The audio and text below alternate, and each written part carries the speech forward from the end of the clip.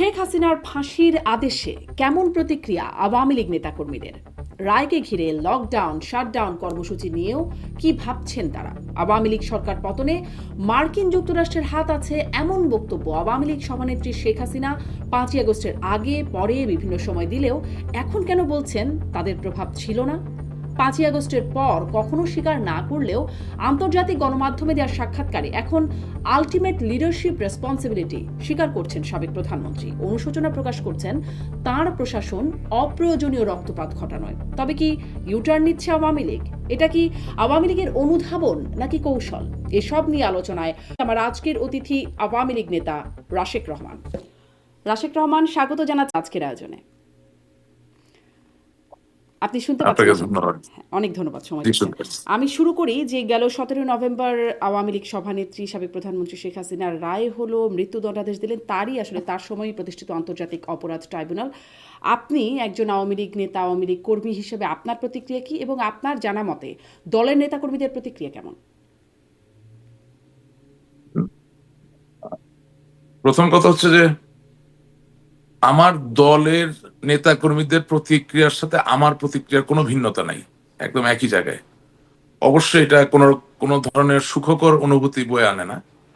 এবং আপনার এই অনুষ্ঠানের আগে আমি লন্ডন থেকে সরাসরি সম্প্রচারিত হয় এরকম একটা অনুষ্ঠানে আমাকে এই 17 তারিখের রায় ঘোষণার পরপরই আমন্ত্রণ জানানো হয়েছিল, এবং সেখানে আমি খুব পরিষ্কারভাবে একটা কথা বলেছি। সেটা হচ্ছে যে বিচার কাজের তো একটা প্রক্রিয়া থাকে।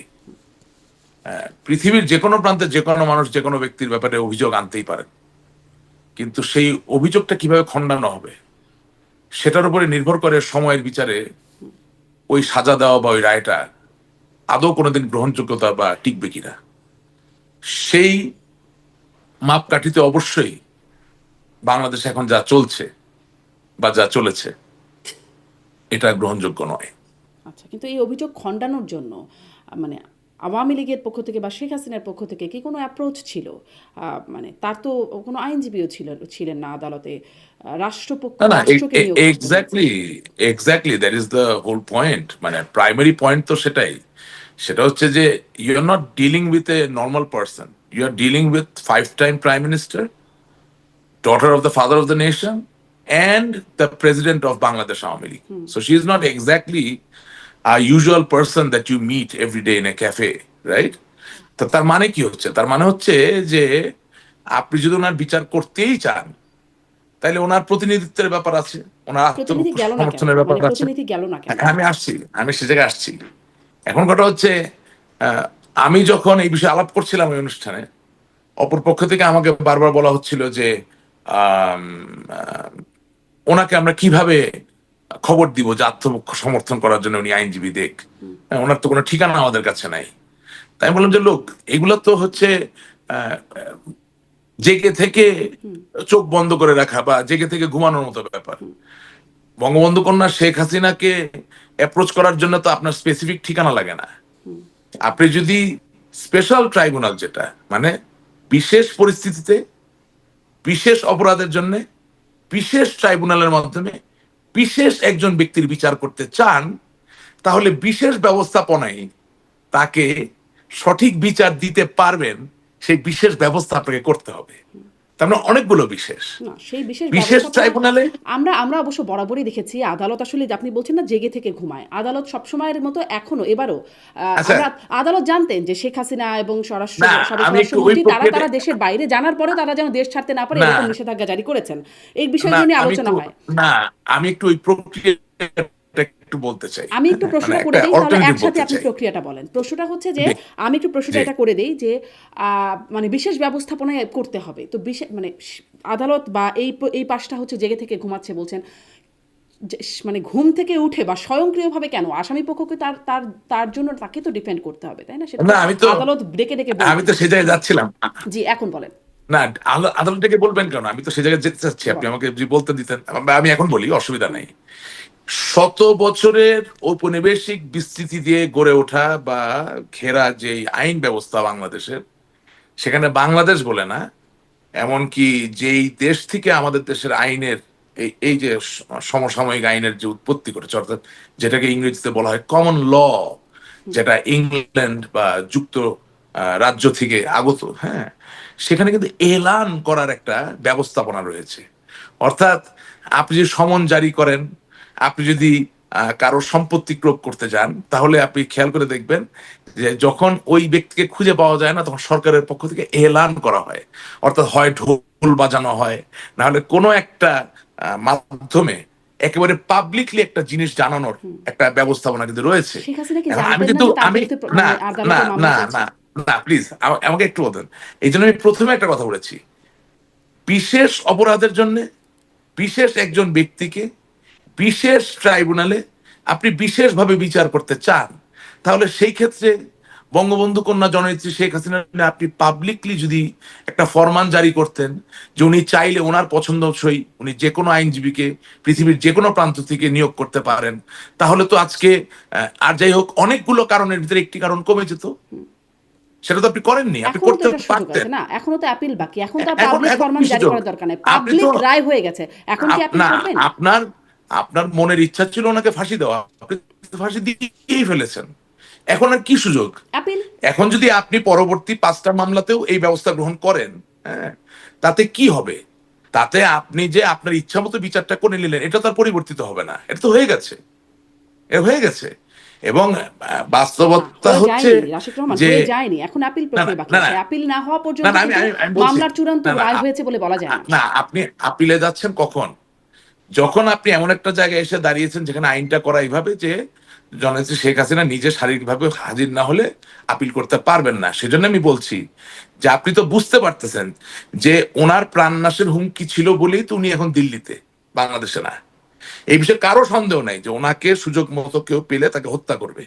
ওনাকে এর আগেও বহুবার হত্যা করার চেষ্টা করা হয়েছে, এবারও এর কোনো ব্যতিক্রম নয়। তাহলে শেখ হাসিনার মতো একজন ব্যক্তিকে যদি আপনি নিরাপত্তা না দিতে পারেন, তাহলে বিশেষভাবে তার বিশেষ বিচার করার জন্য বিশেষভাবে নিয়োগকৃত তার আইনজীবী পাওয়ার একটা সুযোগ থাকতে হবে, বিশেষভাবে তার আপিল করার একটা সুযোগ থাকতে হবে। এখন আমি জানি আপনি বলতে পারেন যে কই আপনাদের সময় তো আপনারা রাখেন নাই। হ্যাঁ, হয়তো আমরা রাখি নাই, কিন্তু আমি বলছি যে ইতিহাসের বিচারে আপনি এখনকার বিচার যদি সঠিক করতে চান, তাহলে বিশেষ পরিস্থিতির জন্য বিশেষ ব্যবস্থা বড্ড প্রয়োজন। বিশেষ পরিস্থিতি বিশেষ ব্যবস্থা, কিন্তু আইনটা তো আসলে মানে বিকজ হ্যাঁ। বিকজ এটা একটা জিনিস মনে রাখবেন, আইনে কিন্তু এটা সিদ্ধ, আপনি একদম মিলিয়ে নিবেন যে কোনো বড় আইনজীবী বা আইনজ্ঞ থেকে বিচার করতে পারাই শুধু আইনের কাজ না, বিচার করার সময়, বিচার প্রক্রিয়া চলাকালীন সময়ে যিনি বিচার প্রার্থী অথবা যার বিচার হবে, তাদের উভয়ের নিরাপত্তা দেওয়াও কিন্তু আইনের অন্যতম একটি দায়িত্ব। ও ছাড়া কোনো প্রক্রিয়া সম্পন্ন হয় না। আপনি যদি তো ডক্টর ইউনূসকে আজকে শেখ হাসিনা জিজ্ঞাসা তো করেন এই বার্তাটা কি নির্মোহভাবে দিয়েছেন কখনো যে যে তিনি তিনি তিনি নিরাপত্তা 100%, চান? না না না, একজন নাগরিককে কেন নিরাপত্তা চেতে হবে? তার যতটুকু নিরাপত্তা দরকার ততটুকু নিরাপত্তা দিতে হবে। এটাই রাষ্ট্র, এর জন্যই সরকার, এর জন্য দেশ। যদি আপনি আজকে প্রফেসর ডক্টর ইউনূসের যে সরকার, সে সরকারের যে কোনো দায়িত্ববান ব্যক্তি তাকে যদি প্রশ্ন করেন, অথবা বিচার ব্যবস্থাপনায় যারা সক্রিয় আছেন, সম্মুখভাগে আছেন, তাদের যে প্রশ্ন করেন যে আপনারা কি নির্মোহভাবে জাতির সামনে এই প্রতিশ্রুতি দিতে পারেন যে বঙ্গবন্ধু কন্যা জননেত্রী শেখ হাসিনার নিশ্চিদ্র 100% নিরাপত্তা আপনারা আগে নিশ্চিত করতে পেরেছিলেন, ওই পরিস্থিতি তৈরি করতে পেরেছেন? এই দেশে যেখানে একজন সাধারণ মানুষ এখন রাত্রেবেলা এতটুকু ছিনতাই হওয়া ছাড়া ঘরে যেতে পারে না, এই দেশে যখন একজন সাধারণ ব্যবসায়ী দিনে দুপুরে আপনার দেশীয় অস্ত্রশস্ত্র বা বিদেশি অস্ত্রের আক্রমণে একেবারে লাইভ ভিডিওর সামনে প্রাণ দিতে হচ্ছে, সেখানে আপনি এরকম একজন ভিআইপি, এরকম একজন বিশেষ ব্যক্তি, আপনার কাছে অপরাধী হতে পারে, আমার কাছে অপরাধী না হতে পারে, কিন্তু তিনি বিশেষ ব্যক্তি, এই বিষয়ে কোনো বিতর্ক নাই। সেই বিশেষ ব্যক্তির আপনি নিরাপত্তা বিরাজ না করে, নিশ্চিত না করে, আপনি কিভাবে আশা করতে পারেন যে আপনি যেভাবে চাবেন সেভাবে বিচার হয়ে যাবে? I am saying if you want to do justice to the history of Bangladesh, and for time's sake, if you want to be absolutely correct, 100% on the altruistic side, then 110% you have to first ensure the security, well-being, and welfare of the person that you want to try.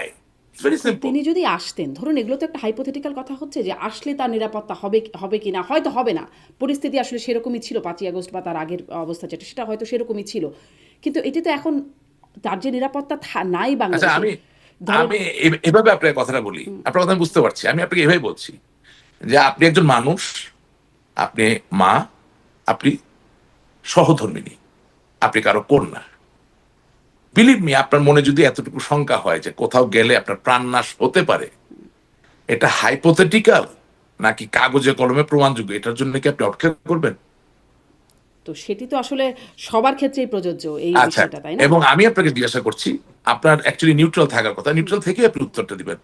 আপনার কাছে কি মনে হয়, আপনি গত 15 মাসে আহ, এই বর্তমান ইউনূস সরকারের অধীনে যে বিচার ব্যবস্থার যা ফুটেজ বা যা দেখলেন, যেভাবে আসামিরা আক্রান্ত হচ্ছেন, যেভাবে আদালতে আইনজীবীদেরকে পেটানো হচ্ছে, মারা হচ্ছে, হ্যাঁ, আপনার অভিযুক্ত ব্যক্তিকে কাঠগড়ায় হাজির করার আগেই মোটামুটি গুরুতরভাবে আহত করে ফেলে, দেখে আপনার কাছে কি মনে হচ্ছে? আমার কাছে আসলে কি আপনি যে শেখ হাসিনা বিষয়গুলো নিরাপদ? আপনি যে বিষয়গুলোর কথা উল্লেখ করছেন সেই বিষয়গুলো নিঃসন্দেহে আমার কাছেও না, নিন্দনীয় না, মনে আমি হচ্ছে, কিন্তু সেই এটা এটা নিন্দনীয় এটা বিষয়টা আগে যে হচ্ছে খুব কি, প্রশংসনীয় ছিল তাও না। অতএব না, ওই না, জায়গাটাই আসলে না, না, না, আমি কাউকে প্রশ্ন করছি না, আমি আপনার মাধ্যমে খুব সিম্পল কয়েকটা কোশ্চেন বাংলাদেশের জনগণের সামনে উপস্থাপন করছি। বিশ্বাস করেন, আপনি যখন বিচার নিয়ে কথা বলবেন আচ্ছা, তখন, এখন অ্যাপিল করার সুযোগ আছে, যথেষ্ট নিশ্ছিদ্র নিরাপত্তার কথা আপনি বলছিলেন, সেই নিরাপত্তা চেয়ে কি হ্যাঁ, আপনার মনে হয় অ্যাপিল হ্যাঁ, করতে সরকার চাওয়া উচিত কেন, শেখ হাসিনা? কেন সরকার তো এটাও করতে পারেন, ফরমান জারি করতে পারেন, এলান করতে পারেন এভাবে যে যদি বঙ্গবন্ধু কন্যা জননেত্রী শেখ হাসিনা বাংলাদেশের নিকটবর্তী কোন দূতাবাসের কাছাকাছি থাকেন, সেখানে তিনি নিজে উপস্থিত হয়ে একটা ওকালতনামা সই করার মাধ্যমে তার পছন্দনীয় আইনজীবী নিয়োগ দিতে পারেন। অথবা আমি তো বললাম বিশেষ ট্রাইব্যুনাল না, বিশেষ অপরাধ, তো এই ধরনের অপরাধ তো প্রতিদিন আপনি এই অভিযোগ দেখা যায় না, এবং বিশেষ ব্যক্তি, আপনি তো এটাও করতে পারেন যে of her own choosing she can choose a embassy where she will appear physically. প্রশ্ন হচ্ছে আপনি কি আসলে চান ফেয়ার বিচার হোক? আমার মনে হয় না। এই জন্যই আপনি বিশেষ ব্যবস্থা গ্রহণ করবেন না। এটা বাংলাদেশের নতুন কিছু না। আমরা বাংলাদেশে, আমি তার একদম ধোয়া তুলসী পাতা না, আমরা তো বিভিন্ন সময় আমাদের সুবিধাজনক ভাবে অনেক কিছু করেছি, এখানেও তাই হচ্ছে। আমাদের একটা ফাঁসির রায় দরকার, আমরা দিয়ে দিয়েছি। That's what we needed. আচ্ছা, আর এখন ধরেন এই যে নতুন গুম সংক্রান্ত মামলায়, যে আর একটা মামলা যেখানে সেনা কর্মকর্তার অনেকেই আসামি হিসেবে আছেন, সেই মামলায় শেখ হাসিনার আইনজীবী হিসেবে রাষ্ট্র নিযুক্ত আইনজীবী হয়েছেন জেরাই খান পান্না। এই বিষয়ে আপনাদের মানে আপনার কি মনে হয়, এই বিষয়টা কেমন হলো? না, এই বিষয়ে আমার বক্তব্য খুব সহজ। যিনি অভিযুক্ত তার মতামত ছাড়া তো আপনি কোনো আইনজীবী নিয়োগ করতে পারেন না। আমি কাউকে ছোট করবো না, কাউকে বড় করবো না, আমি কোনো কনস্পিরেসি থিওরিও খুঁজবো না। আমি এত সস্তা জায়গায় যেতে চাই না। আমি দেখেছি যে এই নিয়োগ নিয়ে অনেক অনেক কিছু বলছে, আপনি নিজেও হয়তো বা মতামত লক্ষ্য দেবার করেছেন। কোনো প্রক্রিয়ায় কি মানে না, আসামি না, পক্ষ আমার দিয়েছে? আমার জায়গা, আমার জায়গাটা সহজ, মানে আমি আপনি আবারও সব দায় আপনাকে বলছি। রাষ্ট্রপক্ষের উপর দিচ্ছেন বা রাষ্ট্রকে দিচ্ছেন, মতামত দেবার সেটার কোনো প্রক্রিয়া না, কি আমি কোনো আসামি দায়ী পক্ষ গেছে? রাষ্ট্র, আমি কোনো দায় রাষ্ট্র বা কারো উপরে দিচ্ছি না। আমি বলতে চাচ্ছি খুব সহজ ব্যাপার, আমি বলতে চাচ্ছি যে বাস্তবতার নিরিখে আপনি সত্যি যদি সময়ের প্রতি সুবিচার করতে চান, এবং এই যে 1400 মানুষ যারা মৃত্যুবরণ করেছে, শহীদ হয়েছে, আহ, আহত হয়েছেন, আক্রান্ত হয়েছেন, এগুলো তো সত্য, এগুলো হয়েছে, এগুলো তো মিথ্যা না। শুধু শুধু যে ছাত্র আক্রান্ত হয়েছে তা না, পুলিশ বাহিনীর, আমার পুলিশ বাহিনীর যা ভাইয়েরা যারা আছেন তারাও তো আক্রান্ত হয়েছেন, বিভিন্ন পর্যায়ের মানুষ আক্রান্ত হয়েছেন, নিহত হয়েছেন। আমার কথা হচ্ছে সত্যি এটাকে সামগ্রিকভাবে এভাবে বলতে হয় যে সময়ের প্রতি যদি সুবিচার করতে চান, এটা তো একজনের বিচার নয়, এটা একজনের বিচার প্রার্থিতা নয়, এটা একটা অনেক বড় একটা ব্যাপার, এবং বৃহৎ জায়গাগুলো বিশেষ হয়েই আমাদের সামনে আহ, উপনীত হয়, ঠিক আছে না? এই জন্য আমি বলছি যে আমি দায় কারো উপরে দিচ্ছি না। আমি বলতে চাচ্ছি যে আপনি যারা নিশ্চিদ্র নিখাদ বিচার বলতে চাচ্ছেন তা নিখাদ নয়, এবং আইনের ভাষায় যা একেবারে নিখাদ না তা দিয়ে আপনি কাউকে সাজা দিতে পারবেন না। আমি কি বুঝতে পারলাম কথাটা? সুতরাং যদি আপনি নিখাত করতে চান, ত্রুটিমুক্ত করতে চান, তাহলে ত্রুটিমুক্ত করার অনেক উপায় আছে, অবলম্বন আছে, আপনারা যেটা যে আবার উপায়গুলো আপনি, অবলম্বন করলেন না, মানে না, না, নিখাত না, করার না, একটু, সেই একটা নিখাত। মিনিট শারমিন প্লিজ, জি। 1 minute, I beg your pardon. সেই উপায় বা অবলম্বন আপনারা গ্রহণ করবেন না। কারণ কেন করবেন না, আমি বেশি কথা বলবো না, একটা উদাহরণ শুধু আপনাকে আমি দিব। আমি আপনাকে বললাম শারমিন, আগামীকালকে তো লিথাল উইপন ব্যবহার করা হবে। আপনি কে? আপনি গণমাধ্যম কর্মী, আপনি তো পুলিশের কেউ না, আপনার তো অস্ত্র অস্ত্র নাই, হ্যাঁ, আপনি সেনাবাহিনীর কেউ না। এখন কোন এক জায়গায় লিথাল উইপন ব্যবহার করার কারণে কেউ মারা গেলেন, আইনের চোখে আপনি কিভাবে এটাকে সংযুক্ত করবেন? যদি রাজসাক্ষী সেটাতে আপ- অ্যাপ্রুভ করেন যে হ্যাঁ হয়েছে, No, no, no, no, no, no, না, আমি একটা অডিও ক্লিপের কথা বললাম, রাজশাহীতে পরে যাচ্ছি, আমি সেই বিষয়ে একটা অডিও উদাহরণ ক্লিপের দিচ্ছি। সাথে যদি একটা সাক্ষী সে যদি সেটা করবোরেট না করে না তাহলে না না না না, নট এট অল। অডিও ক্লিপটা যদি আব্দুল্লাহ আল মামুন পুলিশের আইজিপি কে উনি বলতেন যে লিথাল উইপন ব্যবহার করো, সেই অডিও যদি দেখাতে পারতেন তাহলে সরাসরি সংযুক্ত হয়ে গেল। আমি আপনাকে ওই কথাটা বলতে চাচ্ছি। আসলে আদালতে কি যে শুনে প্রমাণিত না হয়েছে না আর কি আমি না, সেই বিষয়ে আমরা এখন ভাই আর্গুমেন্ট শোনেন। করতে পারি না না রাশিদ না রহমান। না না না, আমি কারো কিছু আমি বলতে চাচ্ছি যে কাউকে ফাঁসি দেওয়া এত সহজ না নিশ্চয়ই যে আপনি একটা অডিও রেকর্ডিং আনলেন আর পরবর্তী ঘটনার সাথে মিলিয়ে বলে দিলেন। নো, একটা ফাঁসির ঘটনায় যিনি হত্যার হুকুম দেন আর যিনি হত্যা করেন তাদের ভিতরে যে সেতু বন্ধন সেটাকে প্রমাণ করতে হয়। এখন রায়টা আপনি পড়বেন, পরে যদি আপনি অকাট্য সেতু বন্ধন খুঁজে পান তাহলে তো আমাকে আর কোনোদিন কোনো প্রোগ্রামে ডাকার প্রয়োজন হবে না, তা তো প্রমাণ হয়ে গেল যে বিচার খুব ভালো হয়েছে। কিন্তু আমি আপনাকে বলতে পারি আপনি ওই সেতু বন্ধন খুঁজে পাবেন না। জি। আমি বিচার করার কেউ না। মানুষের প্রাণ যখন চলে যায়, হ্যাঁ, আমি এর বিপক্ষে, এবং আল্লাহ তাআলা যার এখন প্রাণ চলে বিচারক গেছে যদি তার খুঁজে ভেস্ত পান, করুন, এবং বিচারক যদি খুঁজে পান, যার কারণে প্রাণ আদালতে যদি গেছে সেটা তাকে ডিফেন্ড না তিনি করা হয় শাস্তি তাহলে দিন। তো প্রুভেন হয়ে যায়, তাই না? না না না, আপনাকে প্রথমে ঠিক করতে হবে আপনি আমাকে কোন প্রশ্নগুলো করবেন। প্রথমে আপনি জিজ্ঞাসা করেছেন যে কেন বিচারটা সম্বন্ধে আপনার মতামত কি। আমি আপনাকে বলেছি যে আমার কাছে মনে হয়েছে এটা নিখাদ নিখুঁত বিচার হচ্ছে না।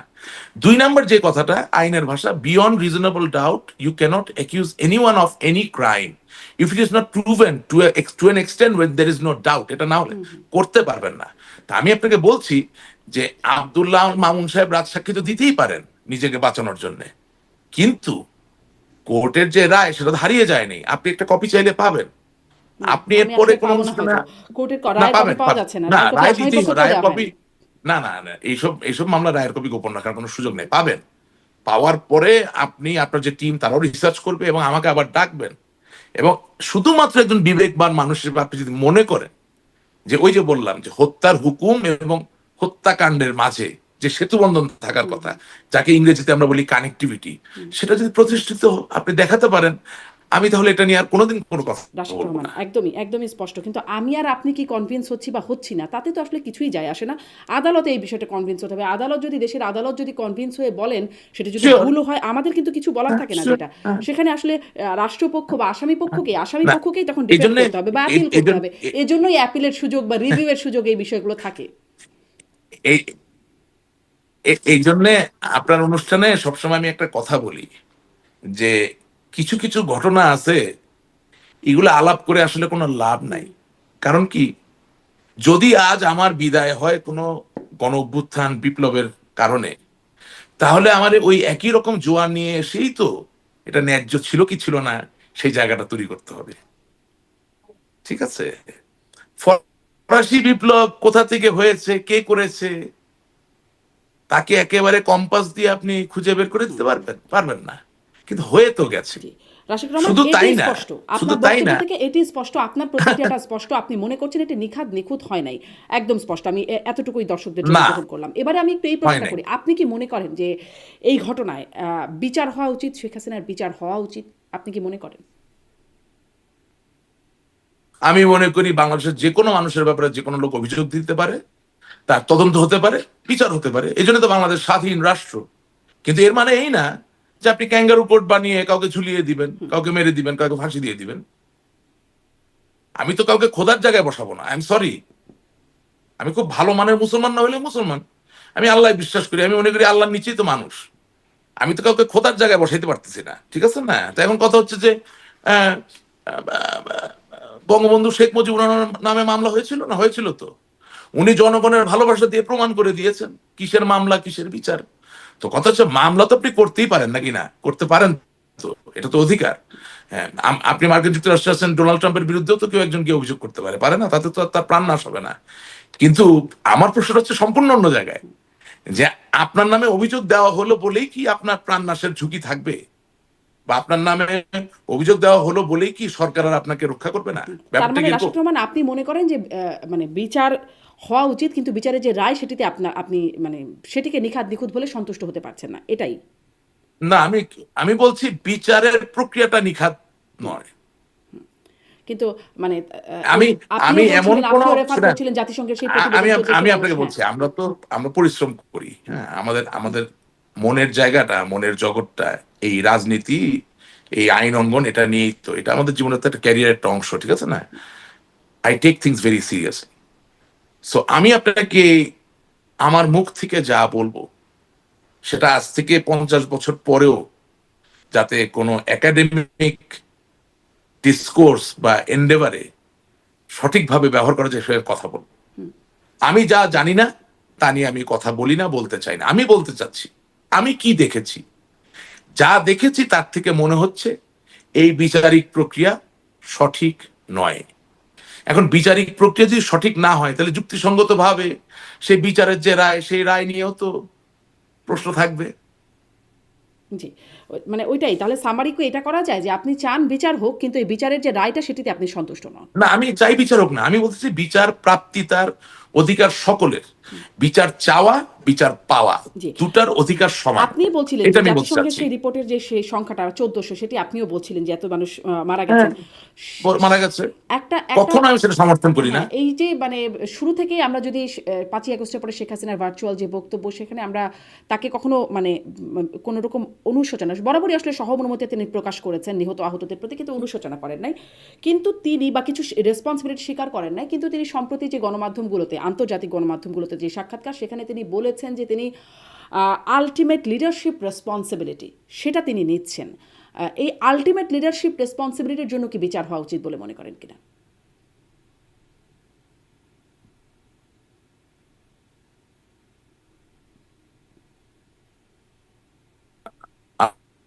আপা,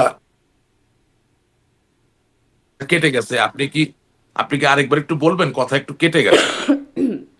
আই এম শিওর, সরি। হ্যাঁ, একটু ডিসকানেক্টেড হয়েছিল। আমি আবার প্রশ্নটা করছি যে জি, আমি যেটি বলছিলাম যে একদম শুরু থেকে 5ই আগস্টের পরপর আমরা শেখ হাসিনাকে কখনোই আমরা শুনি নাই যে তিনি আসলে অনুশোচনা করছেন বা মানে ক্ষমা চাইছেন, এরকম কিছু কখনোই দেখা যায় নাই। কিন্তু সম্প্রতি আন্তর্জাতিক গণমাধ্যমগুলোতে যে সাক্ষাৎকার দিয়েছেন, সেখানে তিনি আলটিমেট লিডারশিপ রেসপন্সিবিলিটিকে অ্যাকনলেজ করেছেন, সেটি স্বীকার করছেন যে আমার আলটিমেট লিডারশিপ রেসপন্সিবিলিটি ছিল। সেটির জন্য কি তার মানে সেটির জন্য কি শাস্তিযোগ্য বলে মনে করেন কিনা আপনি? বিচার হওয়া উচিত কিনা? ওনাকে ওনার সাক্ষাৎকারে যেই উপদেশ দিয়েছেন এই কথাটা বলার জন্য, এটা খুব ভুল উপদেশ দিয়েছেন। মানে এটা তিনি নিজ থেকে দেন নাই, তার সাক্ষাৎকারটা এটি উপদেশে দিয়েছেন কারো? এটা তো আমি বলতে পারছি না, কারণ মানে ওনার সাথে তো আর ওইভাবে সরাসরি যোগাযোগ আমি কেন, অনেকেরই নাই। তাহলে এবং কেন মনে হলো যেই উপদেশ দিয়েছেন, উপদেশটা তিনি কারো কাছ থেকে না, নিয়েছেন? সুপিরিয়র রেসপন্সিবিলিটি বা আলটিমেট রেসপন্সিবিলিটি, আমার কাছে মনে হয়েছে যে যেই উপদেশ দিচ্ছেন এটা বলার জন্য সঠিক হয়নি উপদেশটা। আর তিনি নিজে বলতে এখন পারেন কোন না এই কথা? এখন এখন কোন সাক্ষাৎকার দিয়ে তো আর আপনি কাউকে ডাইরেক্টলি গিলটি করে ফেলতে পারেন না। না। বাট আমি বলতে চাচ্ছি যে আমি যদি সেই জায়গায় উপদেশ ওনাকে দিতাম, উনি যদি চাইতেন, আমার যে সেই সুযোগ থাকতো, আমি অবশ্যই ওনাকে বলতাম যে ফুফু আপনি এই কথাটা বলবেন না,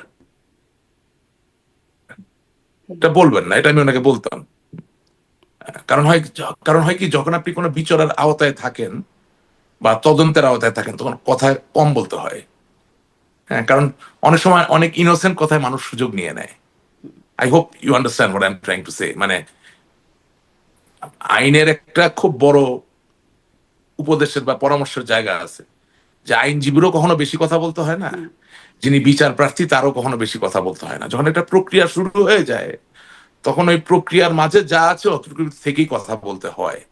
কারণ আপনাকে মনে রাখতে হবে যে, তাহলে আবার আসলে আপনাকে তিনি কথা কি বলি, করবেন? মানে আপনি আপনার না জায়গা থেকে যদি আমি সুযোগ থাকতো আপনি এই আমি পরামর্শ দিতেন আমি বলছেন। না না হ্যাঁ, না না আপ আমি আবার আপনাকে কথাটা বলি। বিশেষ অপরাধের বিশেষ পরিস্থিতিতে বিশেষ ব্যক্তির বিশেষ বিচারে শুধুমাত্র দেশের মানুষ ওনাকে বিচার করছেন না, বা ইউনূস সরকারের গুটি কয়েক লোক তার বিচার করছেন না, সারা পৃথিবী তাকে বিচার করছেন। সুতরাং উনি কি বলবেন বা বলবেন না সেটা বলার আগেও তো ওনার আইন পেশায় সিদ্ধ সক্ষম ব্যক্তিদের পরামর্শ নিয়েই সাক্ষাৎকার দেওয়া উচিত আমি মনে করি।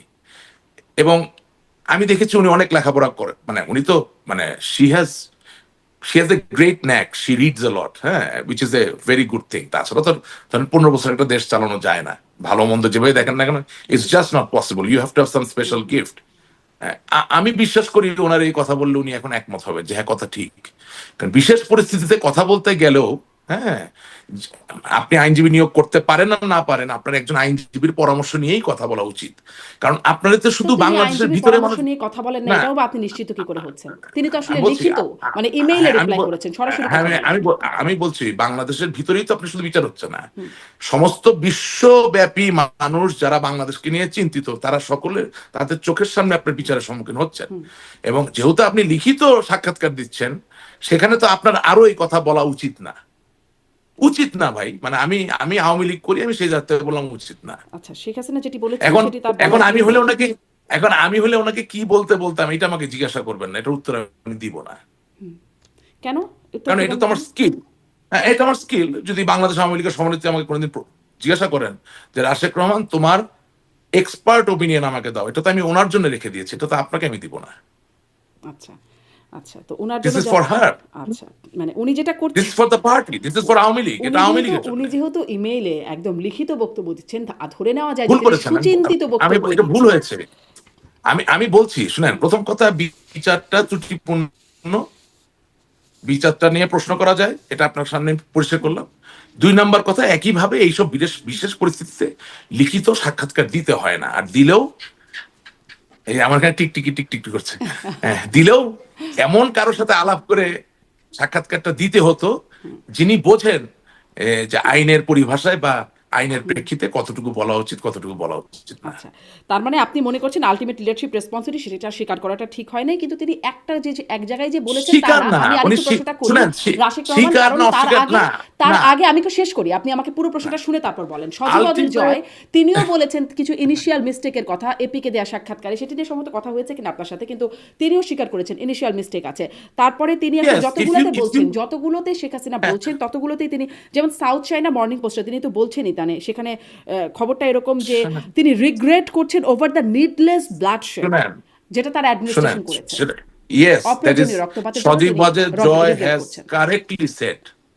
Sajib Wajid Joy is correct. Why? If you say it is a mistake, it's good. If you say you regret the loss of all these people, এটা তো মানবিক ব্যাপার, ভালো। এখন কথা হচ্ছে যে যেমন ধরেন রায়ের এক জায়গায় বলা হয়েছে উই শ্যাল ইনফ্লিক্ট, হ্যাঁ, তো আপনি যদি সত্যিকার অর্থে নির্মোহ বিচার করে থাকেন, আপনি ইনফ্লিক্ট কথাটা বলবেন কেন? আপনি আজকে ইংল্যান্ডে যান, 400 বছরের বিচারকদের রায় হাতে নিয়ে আসেন, ইনফ্লিক্ট শব্দটা কত জায়গায় খুঁজে পাবেন দেখেন তো। আপনি আমেরিকায়, আপনি যুক্তরাষ্ট্রের যে জুডিশিয়ারি সিস্টেম, এখানে তো ক্যাপিটাল পানিশমেন্ট আছে। ইনফ্লিক্ট শব্দটা তার মানে হচ্ছে যে কোনো সাজায় যদি বোঝা যায় যে আপনি প্রতিহিংসা পরায়ণ অবস্থায় আছেন, তাহলে তো সাজা নাল এন্ড ভয়েড হয়ে গেল। তো ইনফ্লিক্ট শব্দটা তো কোনো লোক নির্মোহ জায়গা থেকে ব্যবহার করতে পারে না। English is a very versatile language, right? তো আপনার অনুষ্ঠানে বাংলা ইংরেজি দুইটা মিলাই বলি এই কারণে যে আমাদের উপরে তো নজর বাংলা ভাষাভাষী মানুষদের যেমন আছে, ইংরেজি বলা লোকদেরও আছে। সুতরাং they have to understand what is going on. Inflict, that's not আপনি a word of judiciary. একটু ব্যাখ্যা হ্যাঁ? করেন কেন ইনফ্লিক্ট শব্দটাতে আপত্তি করছেন? আচ্ছা, আমি যদি বলি শারমিন চৌধুরীকে খুঁচিয়ে খুঁচিয়ে মৃত্যুর দিকে নিয়ে যেতে হবে এবং এর মধ্যে দিয়ে মৃত্যুদণ্ড কার্যকর করতে হবে, এটা তো কোনো রায় হলো না। কেন আপনার আমি খুঁজতে দেবো? আমি তো বিচারক। Either I take your life or I don't take your life. Either I give you jail, award you with imprisonment, or I don't. Finish. না, আদালত তো বলেন না যে খুঁচিয়ে খুঁচিয়ে মৃত্যুদণ্ড না দিতে হবে। না, ওইটা আমি উদাহরণ দিই, আপনি বুঝতে চাইলেন। হ্যাঁ, হ্যাঁ, হ্যাঁ। মানে মানে ইনফ্লিক্ট শব্দটা এখন হয়েছে কি, আমি তো অধ্যাপক আব্দুল্লাহ আবু সাইদের মতো বাংলায় অত পারঙ্গম না, আবার ধরেন মরহুম সৈয়দ মঞ্জুর ইসলাম সাহেবের মতো ইংরেজিতে অত পারঙ্গম না, হ্যাঁ, তখন আমার বাবাও ইংরেজির অধ্যাপক ছিলেন, আমি অতটা না। সো ইনফ্লিক্টের যে ব্যাপ্তি আমি মনে বুঝতেছি, হ্যাঁ, কিন্তু একেবারে শব্দ ব্যবহার করে আপনাকে বুঝিয়ে দেওয়ার সহজ উপায় অল্প সময় হচ্ছে খুঁচিয়ে খুঁচিয়ে তাকে হত্যা করে মৃত্যুর স্বাদ পাওয়ানোর মধ্য দিয়েই এই সাজা কার্যকর করা যেতে পারে, এরকম একটা ব্যাপার। Inflict, it's a bad word. হ্যাঁ, ইটস আ ব্যাড ওয়ার্ড, মানে এটা হচ্ছে পেইনফুল কিছু করা বা কোনো মানে শাস্তিটাকে পেইনফুল করা এরকম তো। আসলে ফাঁসিটাও যে খুব এক্স্যাক্টলি। আনন্দদায়ক না, সেটিও পেইনফুল নো, বটে। সেজন্য তো যাই হোক, বলছি। রায়ের ভাষা নিয়ে আমরা রায়ের শোনেন, ভাষা নিয়ে কথা বলি, সেটিতে আপনি নিন্দা শোনেন, জানিয়েছেন বা আপনি অসন্তোষ আপনি প্রকাশ আপনি করেছেন। ইসলাম ধর্মেও জানের বদলে জান, চোখের বদলে চোখ বলে নাই কিন্তু ইনফ্লিক্ট। মৃত্যুটা খুব ভয়ানক জি, জিনিস বললেই তো নির্মোহভাবে এটাকে বলতে হয়। জি। আপনি রায়ের সমালোচনা করছেন। অবশ্য সেই না, রায়ের আমি সমালোচনা করছি না। আমি আপনাকে একটা দুটা জিনিস বলার চেষ্টা করছি। মানে আপনি বললেন আমার জায়গাটা হয়েছে কি, আমরা কিন্তু খুব আমি আসলে বিপদে এখন আছি। একটু রায়ের বাইরে গিয়ে আমি আসলে এই বিষয়টাও শুনতে যাচ্ছিলাম। আপনি বলছেন যে ঠিক আছে, শুরুতে এর কিছু ভুল ছিল, কিছু ভুলের কথা সজীব ওয়াজেদ জয় বললেন। তারপরে সাবেক হ্যাঁ, প্রধানমন্ত্রী শেখ ভুল হাসিনা ত্রুটির তিনিও কথা বলার তিনিও দোষের কিছু না, উনি তিনিও মানবিক। তিনিও আসলে হ্যাঁ, এই ভুল এর কথা বলছেন যে আসলে মানে সবগুলোকে যদি আমি একটু সামারাইজ করি, তিনি তো ওই আল্টিমেট লিডারশিপ রেসপন্সিবিলিটি নিয়েছেন।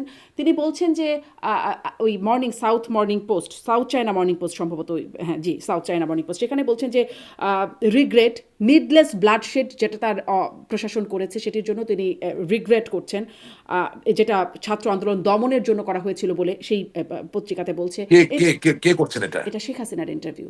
শেখ জি, হাসিনার জি, ইন্টারভিউতে তিনি জি, বলছেন জি। অপ্রয়োজনীয় রক্তপাত যেটি তার অ্যাডমিনিস্ট্রেশন করেছে, সেটা যদি আমি বাংলা করি তাহলে এরকমই দাঁড়ায়। একটা অবস্থানগত পরিবর্তন কি হয়েছে, যেটা আগে তো কোনো রকম রিগ্রেট করার কোনো জায়গা শোনেন, ছিল না। এখানে সুপিরিয়র রেসপন্সিবিলিটি অনেকভাবে ব্রেকডাউনও করছে। ওবায়দুল কাদের বাংলাদেশের প্রধানমন্ত্রীও না, স্বরাষ্ট্র মন্ত্রণালয়ের মন্ত্রীও না। আমি এরকম কথোপকথন দেখেছি, সে সরাসরি ফোন করে পুলিশের উচ্চ পদস্থ কর্মকর্তাদেরকে নির্দেশ দিচ্ছে। তাহলে সুপিরিয়র রেসপন্সিবিলিটি শেখ হাসিনা ওনার ঘাড়ে একা পড়বে কেন? আপনি গত 15 মাসে যত অডিও ক্লিপ ফাঁস হয়েছে, কোনো চেইন অফ কমান্ড খুঁজে পাচ্ছেন নাকি? I am just being the Devil's advocate. কোনো চেইন অফ কমান্ড খুঁজে পাচ্ছেন? তার মানে আমি কি বলতে চাচ্ছি, যে অনেকেই তো তাদের ইচ্ছা মতো অনেক কিছু করছেন। এখন সেটার রেসপন্সিবিলিটি প্রধানমন্ত্রী হিসেবে তিনি কি সেগুলো অজ্ঞাত সেটা ছিলেন? সেটা বলছি, সেটা রেসপন্সিবিলিটি নেত্রী নিয়ে নিলেন। ওইটাই তো বললাম যে ওখানে একটু ভুল, এটা কেন নিবেন? কারণ আমি নিজেই তো বুঝতেছি, আপনি আপনি যদি আওয়ামী লীগ সরকারের একজন মন্ত্রী হিসেবে কোনো আহ, পুলিশ কর্মকর্তা যার ধরেন খুব ভালো করতে ইচ্ছা করে বা আরো বড় হইতে ইচ্ছা করে, তাকে যদি ফোন করে বলেন এই ওখানে 2টা গুলি মেরে দিয়ে তোরে প্রমোশন দেওয়া, হইতে পারে তার কথায়, তো সেটার রেসপন্সিবিলিটি আমি নিব কেন? আমি আপনাকে প্রতিটা জিনিস যুক্তি দিয়ে বলার চেষ্টা করছি। আপনি দেখেন কুমিল্লার কিন্তু এই তিনি সুপিরিয়র ঐতিহ্যবাহী লিডার কুমিল্লার, হিসেবে তিনি তো লিডারশিপ না, রেসপন্সিবিলিটি নেবেনই না, না, যে তার না, অধীনস্থ না, লিডাররা না, এরকম ভাবে কথা বলছেন বা কাজ না, করছেন। সেটা সেটা আমি যাচ্ছি, একে একে যাচ্ছি আপনার সাথে। এই জন্য অনুষ্ঠানে আসি, ভালো লাগে যে বিস্তৃত ভাবে আলাপ করা যায়। বিপদও আছে, বিস্তৃত ভাবে আলাপ করি, দলের ভালোর জন্য করি, দেশের ভালোর জন্য করি, আবার দেখি যে আমার দলেরই কিছু লোক বেশি বুঝে, মানে আপনাকে কি বললাম ওই কথা না বুঝে দেখা যায় বিভিন্ন আজে বাজে কথাবার্তাও, মানে যেটা 15 বছর আওয়ামী লীগে চলছে, নিজেরা নিজেদেরকে খেয়ে ফেলা, হ্যাঁ, বা নিজেরা নিজেদেরকে ধ্বংস করা, এখনো এটা চলছে, এটা কোনো ব্যতিক্রম হয় না। ভয় দেখানো, বুঝলেন না, আমাকে সোশ্যাল মিডিয়ায় পোস্ট দিয়ে ভয় দেখায় যে আপনি যদি আবার এই ধরনের কথা বলেন তাহলে কিন্তু আপনার, আমি জানি বেটা, জীবনে সব হারাইলাম, তোর ওই এক পোস্টে আমার কি যায়, ছাগল কোথায় গেল, বুঝলেন না কথাটা? হ্যাঁ, তুই 15 বছর তো এইভাবে দলটা 12টা বাজাইছিস, তোরা একটা সিন্ডিকেটের অংশ হয়ে এখনো তোরা একই কাজ করতেছিস। বাংলাদেশের মানুষের আওয়ামী লীগকে প্রয়োজন, বাংলাদেশের মানুষের বঙ্গবন্ধুর আওয়ামী লীগকে প্রয়োজন। এই পাপিয়া কাণ্ডের সাথে জড়িত লোকদের আওয়ামী লীগকে প্রয়োজন নাই। এই অর্থ পাচারের আওয়ামী লীগের বাংলাদেশের মানুষের প্রয়োজন নাই। এই অন্যায়ের সাথে সরাসরি ভাবে সম্পৃক্ত যে মানুষগুলো, তাদের ওই আওয়ামী লীগের বাংলাদেশের মানুষের প্রয়োজন ওই বঙ্গবন্ধুর আওয়ামী লীগ, যেটা বাংলাদেশের মানুষের কথা বলে। সুতরাং আপনার অনুষ্ঠানে আসি কেন, একটা মাল্টি ডিমেনশনাল আলাপ করার জন্য। হ্যাঁ, তো আমি যেটা বলতে চাচ্ছিলাম, আপনি একটু জিনিসটা নিবিড় ভাবে শুনবেন। এই 15 মাসে কিন্তু আমরা অনেক কিছু পেয়েছি, অনেক কিছু শিখেছি। কিভাবে? আপনি দেখেন, আমার বাবা কুমিল্লার জেলা প্রশাসক ছিলেন অনেক আগে, আপনার 1976-77-এ। সেই সময় কুমিল্লায় 2জন কিংবদন্তি রাজনৈতিক পুরুষ, একজন বাহার চাচা, আরেকজন আফজাল চাচা, ঠিক আছে, আফজাল চাচা দুনিয়ায় নাই, তিনি মরহুম, পৃথিবী ছেড়ে চলে গেছেন, কিন্তু বাহার সাহেব আছেন। হ্যাঁ, আচ্ছা, বাট তারা কিন্তু পোর খাওয়া politician and they are leaders of the people. আপনি এটা যদি খেয়াল করবেন, কুমিল্লা বিভাগ নিয়ে যখন একটা ছোট তর্ক বিতর্ক মাননীয় প্রধানমন্ত্রীর সাথে, তৎকালীন প্রধান জননেত্রী শেখ হাসিনার সাথে হলো, বাহার সাহেব স্টুড বিসাইড হিজ পিপল।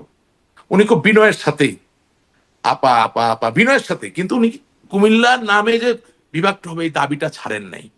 অথচ ওই সময় আমরা অনেক পলিটিশিয়ানকে দেখছি, সত্য হোক মিথ্যা হোক ন্যায় হোক অন্যায় হোক কথা বলার শক্তি তাদের ছিল না, কিন্তু বাহার সাহেবের ছিল। আমি এই রেফারেন্সটা এই কারণে আনতেছি, আপনি দেখেন কিছুদিন আগে একটা অডিও ক্লিপ ফাঁস হলো, সেখানে দেখা গেল যে জনাব ওবায়দুল কাদের সাহেব বাহার সাহেবকে ফোন করে ডাইরেক্ট বলতেছেন, বাহার তুমি কুমিল্লা বিশ্ববিদ্যালয় টেক ওভার করো।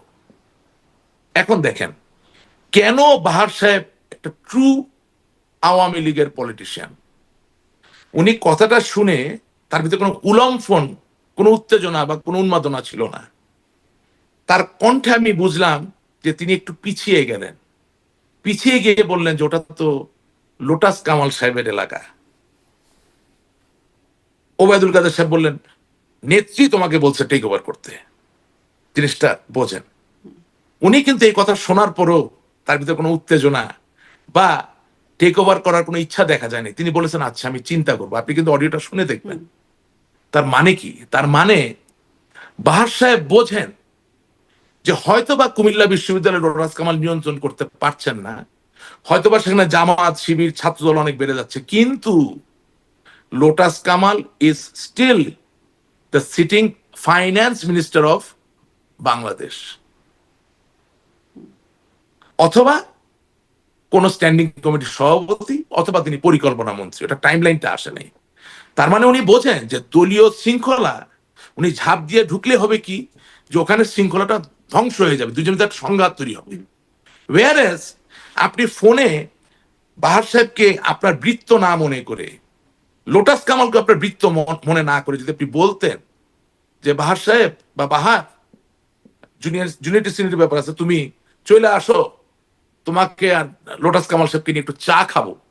একটু চা খেয়ে নেত্রী বলছেন কুমিল্লা বিশ্ববিদ্যালয়টা কিভাবে একটু নিয়ন্ত্রণ করা যেটা আলাপ করব।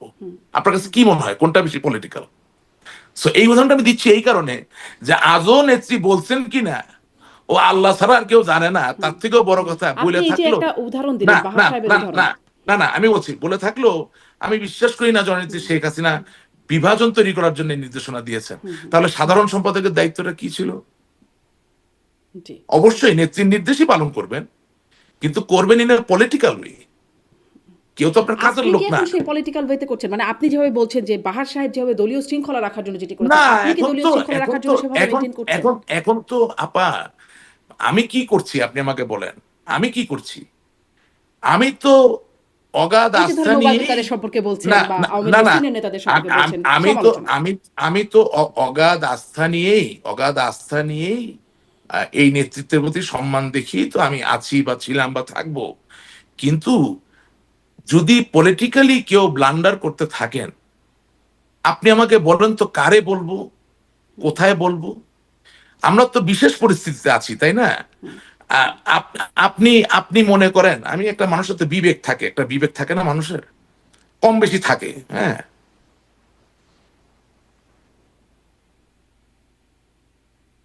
ওবায়দুল কাদের সাহেব আওয়ামী লীগকে ভালোবাসেন এই বিষয়ে কি আমার কোনো সন্দেহ আছে?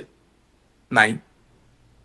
উনি আওয়ামী লীগ করেন, করবেন, করতেন, ওনার ত্যাগ আছে, এই বিষয়ে কি আমার কোনো সন্দেহ আছে? বা ওনাকে কি আমি ওবায়দুল কাদের চাচা ছাড়া মানে অসম্মানিত ভাবে কোনো না বলি না, সব সম্মান দিয়ে কথা বলি।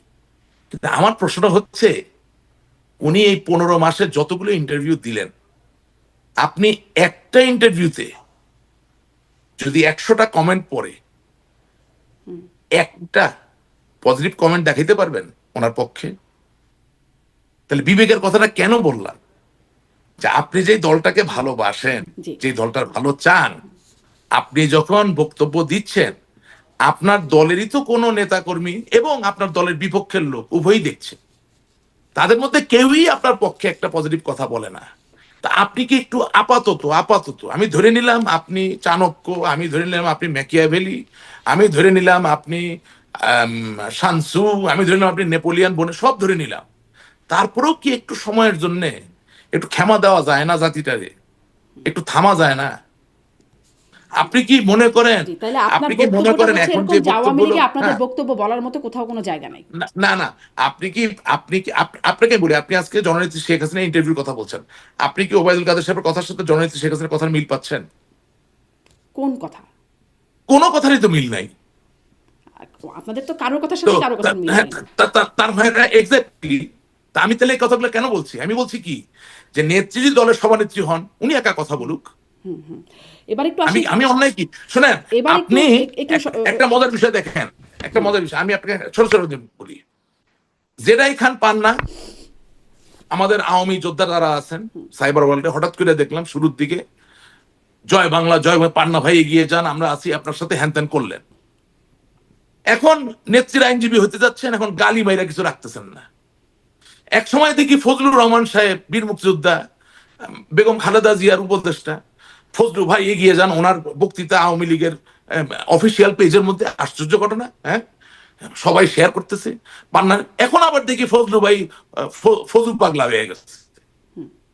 এই জন্য বলতেছি, রাশেক রহমান এগিয়ে যান, এখন রাশেক রহমানের 12টা বাজান, মানে যখন যারা যেভাবে লাগতেছে, বুঝলেন? আপনি একটা যে বুঝেন, আমি তো আমি তো স্মৃতিভ্রম আমার হয় নাই, আল্লাহ মানে ক্ষমা করুন। পলিটিশিয়ানের মানে, হ্যাঁ, পলিটিক্সের শেষ কথা বলে কিছু নেই, কিন্তু পলিটিশিয়ানের মানে এই না যে জীবনের শুরুতে যা বলছেন জীবনের শেষে গিয়ে আরেক কথা বলবেন। হ্যাঁ, মানে মানসিক ভাবে, মনোগত ভাবে চরিত্রহীন হওয়ার কোন সুযোগ রাজনীতিতে আছে কিনা আমি জানি না, ওই রাজনীতি আমি করতে চাই না। ঠিক আছে? আপনি একটা চিন্তা কিন্তু করেন তো, আপনার শোয়ের নিচেও আপ- যখন কমেন্ট আ- পড়ে তখন কিন্তু এই কমেন্ট পড়ে যে আওয়ামী লীগের সময়কালে আপনি তো সুবিধাভোগী ছিলেন, এখন এসে আপনি হ্যাঁ আওয়ামী হ্যাঁ লীগের হ্যাঁ, সমালোচনা আমি করছেন, ওখানে আসছি, আমি এখন একটা একটা চরিত্র করে বদল আসবো। করছেন। আপনি খুব ভালো বলছেন, আমি একটা একটা বলে ওটা ভুলে যাবো, বইলে আসতেছি।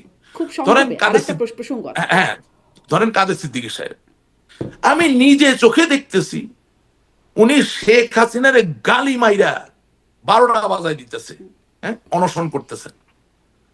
উনি আবার বলতেছেন শেখ হাসিনা জীবনে দেশে ফিরতে পারবে না, হ্যান করছে ত্যান করছে। আবার এখন দেখি আরেক কথা বলতেছে। এখন ওনার যেমন ইচ্ছা তেমন উনি বলতেই পারেন, এটা ওনার ইচ্ছা, ওনার শরীর, ওনার মন, ওনার মুখ, ওনার বয়স। কিন্তু আমার কথা হইলো, আওয়ামী লীগের যোদ্ধারা কেন দোলনার মতো একবার এখানে একবার ওখানে এই জায়গায় যাবে? এবার আমি একটু আপনি কি প্রশ্ন মনে করি, করেন না, আপনার আপনি বক্তব্যের কি জায়গাটা মনে করেন স্পষ্ট, না কেন আমাদের আওয়ামী লীগের নেতাকর্মীরা দোলনার হ্যাঁ, মতো এখান থেকে ওখানে যাবেন? মানে কেন আমি যাবে? একদম একদম মানে আপনাদের সর্বোচ্চ নেতা শেখ হাসিনা, তাকে আমরা বলতে শুনেছি একদম ক্ষমতা পতনের আগে, মানে সরকার পতনের আগে বহুবার শুনেছি যে এই আমেরিকা বা ডিপ স্টেট যুক্তরাষ্ট্র, তারা চাইছে সেন্ট মার্টিন দ্বীপ, তারা চাইছে ঘাঁটি স্ট্যাবলিশ করতে, যদি সেটা দিতে দেওয়া হয় তাহলে ক্ষমতায় থাকতে কোনো সমস্যা হবে না। ক্ষমতা যাওয়ার আগে বলেছেন, 5ই আগস্টের পরেও বলেছেন যে যদি এটা দিয়ে দিতাম তাহলে আমার ক্ষমতায় থাকতে কোনো সমস্যা হতো না। কিন্তু এখন এই সাক্ষাৎকারে তিনি বলছেন যে বিশ্বাস করবার মতো কোনো কারণ নাই যেটি আসলে বিদেশি বিদেশি কোনো প্রভাব আছে, বিদেশি শক্তির প্রভাবের কোনো প্রমাণ তিনি দেখেন নাই, বিশ্বাসযোগ্য প্রমাণ তিনি পান নাই। এখন তিনি, এটা কি দোলনার মতো কোনো নড়চড় মনে হচ্ছে, অবস্থানের পরিবর্তন মনে হচ্ছে, ইউটার্ন না কি আসলে? না, প্রথম কথা হচ্ছে 5ই আগস্টের ঘটনার পিছনে যে দুটি দেশের সবচেয়ে বড় ভূমিকা, সে দুটি দেশের একটিও আমেরিকা না। আমি সেই নাম এখানে বলতে যাব না। আমি কেন খামাখা ভাই, আমি আমার দলে নাই কোনো পদ পদবি, আমি একটা সাধারণ মানুষ, আমি একজন সমর্থক, আমি এত বড় বড় শত্রু বানাবো কেন? 5ই আগস্টের ঘটনার পিছনে যে দুটি দেশের ভূমিকা সবচেয়ে বড়, আম, সেটা বঙ্গবন্ধুর কন্যা জননেত্রী শেখ হাসিনা বিশ্বাস করি জানেন, বা আহ, না জানলেও তাকে জানাতে হবে। হুম। আপনি বললে কি হবে? আপনি না পাত্তা দেন না বললেন একটু আগে না, যে এত শত্রু আর বানাতে চাই না, বুঝে ভালো লাগে না, বুঝে না, কারণ কি আপনি যাকে ভালোবাসেন তার জন্য বইলে যদি শত্রু হয়ে যান, এটা মানে কি? এটা মানে কি বলেন?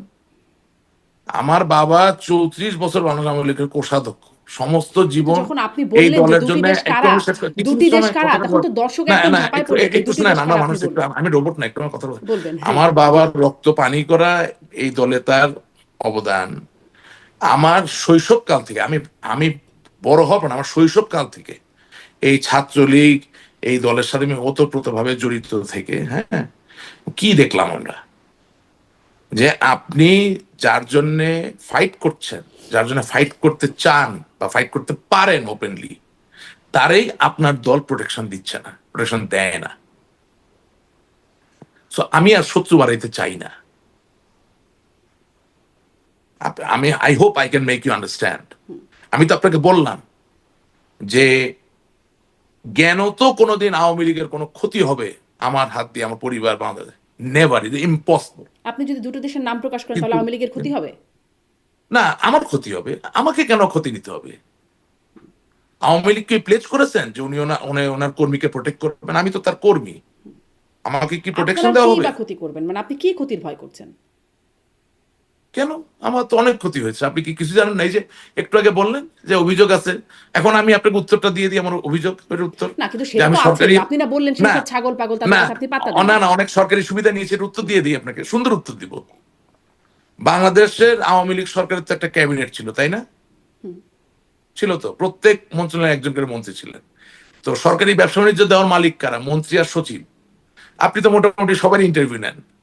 প্রত্যেককে ডেকে একবার করে জিজ্ঞাসা করবেন যে রাশেদ রহমান কোন দিন আপনার মন্ত্রণালয়ে আপনার কাছে কোনো কাজে গেছে।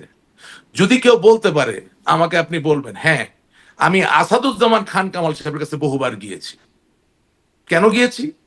আমার এক সিনিয়র বন্ধু, উনি ছাত্রলীগের সভাপতি ছিলেন এক সময়, সে বাংলাদেশে জন্মগ্রহণ করছে, ছাত্রলীগের সভাপতি, কিন্তু হঠাৎ করে ঘটনাচক্রে দেখা গেল তার নাগরিকত্ব নাই, সুতরাং আমার যেতে হয়েছে। আমার এলাকার কোনো পুলিশি সমস্যা নিয়ে আমাকে আসাদুজ্জামান খান কামাল সাহেবের কাছে যেতে হয়েছে। এছাড়া স্পেসিফিক কোন তদবির, মানে এমনকি চাকরি বা কিছু, একটু যে কোনো মন্ত্রীকে ডেকে জিজ্ঞেস করবেন। আমি একটা সুপ্রাচীন ঐতিহ্যবাহী পরিবারের সদস্য, বিনয়ের সাথে বলতে চাই, ভালোভাবে বেঁচে থাকার জন্য কোনোভাবেই আমাদের সরকারের কাছে কোনো কিছু নিয়ে ভালো থাকার আপনি প্রয়োজন নাই। স্পষ্ট করেছেন আপনার তবে ডিফেন্সে, আপনি আপনার পক্ষ হ্যাঁ থেকে তবে বলেছেন, কিন্তু হ্যাঁ আপনার তবে দলের লোকেরাই এটি বলে যে আপনি আসলে হ্যাঁ বলে সুবিধাভোগী। বললাম তো, আমি আপনি আমি তো ব্যাখ্যা বললাম, দিয়েছেন। আমি তো বলছি আমার জি, দলের মাঝে আপনি একটা ব্যাখ্যা অংশ দিয়েছেন। আছে। আপনি আসলে তাহলে যেদিন কোন থেকে দুটি দেশ আমি সেটি বলবেন না। যেদিন না, যেদিন থেকে আমি দুর্নীতিগ্রস্ত ব্যক্তিদের বিরুদ্ধে কথা বলা শুরু করেছি, যেদিন থেকে আমি নমিনেশন বাণিজ্যের বিরুদ্ধে কথা বলা শুরু করেছি, সেদিন থেকে এই লোকগুলো এসব কথা বলা শুরু করেছে। আমি তাদের কাজটা সহজ করে দিচ্ছি। তারা যেই মন্ত্রীর বাতাস পেয়ে এসব কথা লাগবে, মন্ত্রীকে জিজ্ঞাসা করতে বলেন রাশেদ রহমান তার কাছে কোনোদিন গেছে কিনা। নেভার। আমাকে মাননীয় প্রধানমন্ত্রী, বাংলাদেশের আওয়ামী লীগের জি, কিন্তু সভানেত্রী রাশেদ রহমান, নৌকা রাশেদ দিচ্ছেন, রহমান আসলে শুনেন, একটু ওই ব্যক্তিগত ওই জায়গায় কথা না নৌকা, বলে। ওই নৌকা পাওয়ার জন্য রাশেদ রহমান কোনোদিন কোনো নেতার হাত ধর্ণা দেয়নি। আমি কৃতজ্ঞ, নেত্রী আমাকে দিয়েছেন, কিন্তু আমার ওই যে বাবার ডিজিএফ পরে এর কাছে ধর্ণা দিলেন আমাকে না তো। নৌকা দিয়েছে। না, ডিজে আলাপ করতো। এটা তো বললাম তো আপনাকে, এটা তো পলিটিক্যাল একটা রং ডুইং ছিল। জি, জি, এটা তো আর আমাদের হাতে না, এটা তো আমার হাতে না। এখন ডিজিএফআই থেকে যদি ডেকে বলে আসেন চা খাই, কি বলবো আমি? জি। যে না, আমি চা আমি খাবো না। আপনার ব্যাখ্যা আপনি স্পষ্ট করেছেন। আপনি বলছিলেন যে সোশ্যাল মিডিয়া অনেক প্রচারণা চালানো হচ্ছে, অনেক আপনার পিছে লেগে যাচ্ছেন। তাতেও আপনি খুব কেয়ারও করছেন না, সেটাও আপনি না, স্পষ্ট আমি করলেন। এটা নিয়ে একদম তাহলে সেই চিন্তিত দুটো না। দেশের নাম বললে কেন সমস্যা? মানে সেখানে কেন কেয়ার করছেন? না, ওটা একটু কেয়ার করছি, কারণ হচ্ছে যে আমার যিনি দলীয় প্রধান, ওনাকে তাকে উপলব্ধিতে নিতে হবে জিনিসটা। তারপরে ওই যে যেরকম ওই যে ওই পরামর্শটা যেরকম আপনাকে দিলাম না, আচ্ছা, সেজন্য যে বললেন না। ইন্টারভিউ দেওয়ার সময় কি বলা যেতে পারে, হ্যাঁ কিছু জিনিস নিজের কাছে রাখতে হয়। আচ্ছা, ঠিক আছে।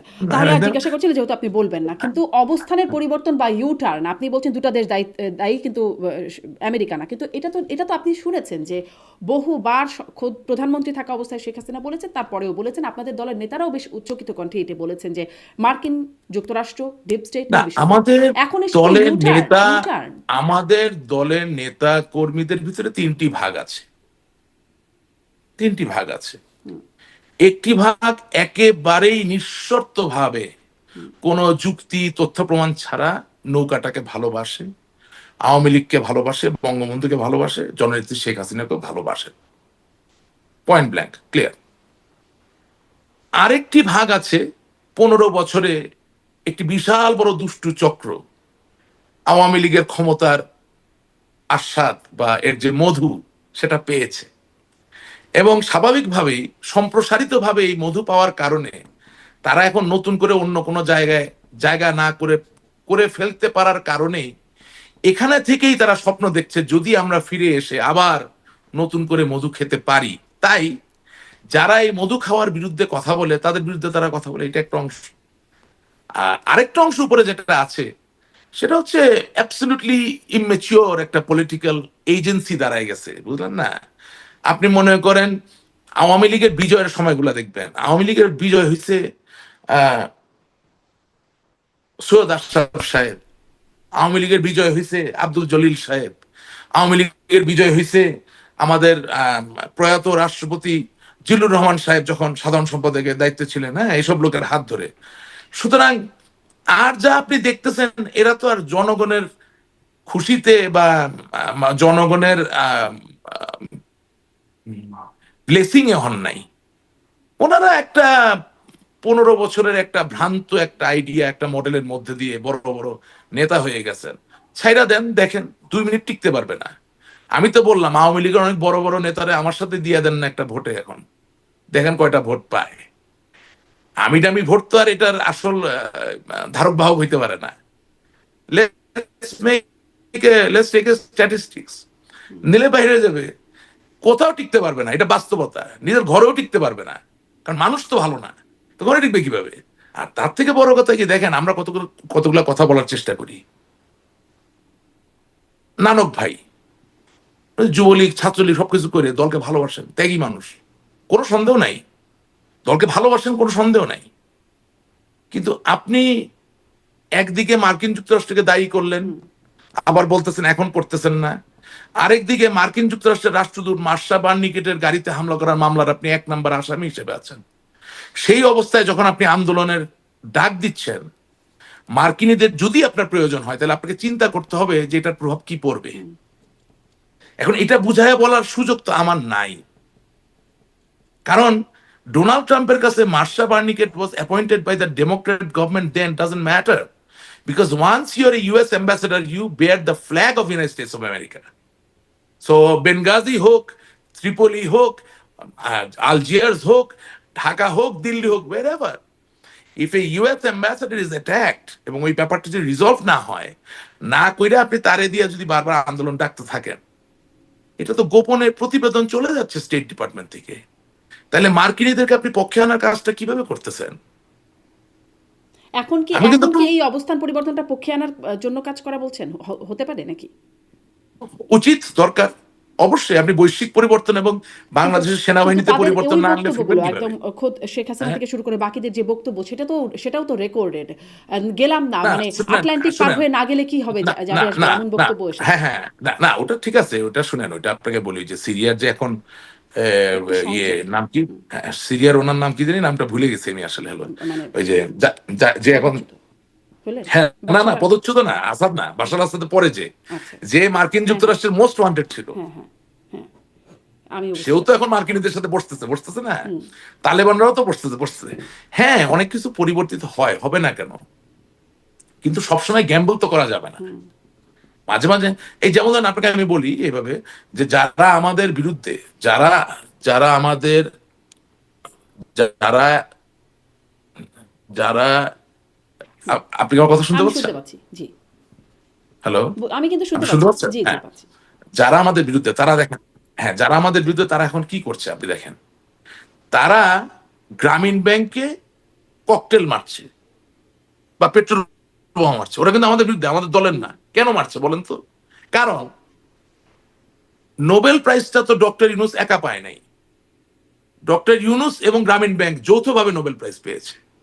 এখন ডক্টর ইউনূস যেদিন বাংলাদেশের চিফ অ্যাডভাইজার হলেন, তিনি স্বতঃপ্রণোদিত ভাবে মেনে নিলেন যে রাজনীতিতে তিনি প্রবেশ করেছেন। এখন রাজনৈতিক প্রতিপক্ষ তাকে গালি দিতে পারে, তার ব্যাপারে প্রতিবাদ করতে পারে, আন্দোলন করতে পারে, কিন্তু গ্রামীণ ব্যাংক তো একটা ইনস্টিটিউশন, ও তো জড়ো, তার তো কোনো প্রাণ নাই। এবং বিদেশের চোখে এটা হচ্ছে গরিবের সংগঠন এবং কি নোবেল প্রাইজ পাওয়া সংগঠন।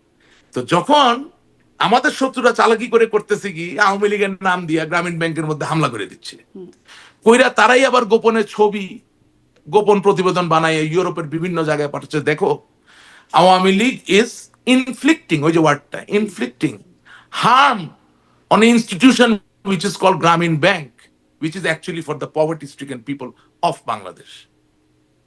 So আমাদের কিন্তু চিন্তা করতে হবে যে আমরা যাতে কোনো ফাঁদে না পড়ি, আমরা কিন্তু বিভিন্ন ফাঁদে পড়তেছি। এরকম ভাবে ফাঁদ কি আপনারাও পাততেন যখন ওই যে 14-13-14-তে যখন মানে আগুন সন্ত্রাস? না, সেটা না, বোধহয় আমি এটা বিশ্বাস করতে চাই না, মনে হয় না, এটা আমি জানি না এভাবে, বাট মনে হয় না।